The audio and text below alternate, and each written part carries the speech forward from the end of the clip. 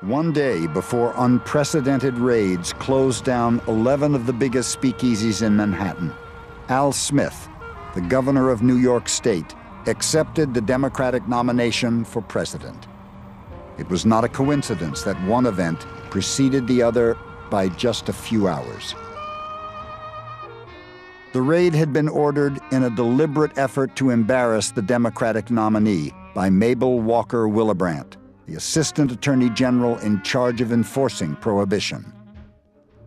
She had devoted 7 years to the effort to uphold the 18th Amendment and was determined that all that work would not be undone by a presidential nominee who had consistently criticized it. Government should be constructive, not destructive.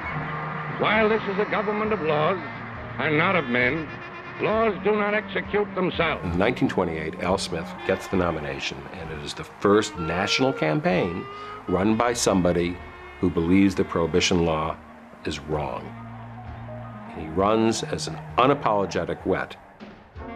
I will not be influenced in appointments by the question of a person's wet or dry attitude, or by what church he attends in the worship of God.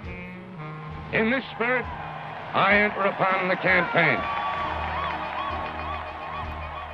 The contrast between Smith and his opponent in the 1928 presidential election could not have been clearer. Herbert Hoover, the Republican nominee, favored prohibition, at least in public. It was a great social and economic experiment, noble in motive and far-reaching in purpose, he said.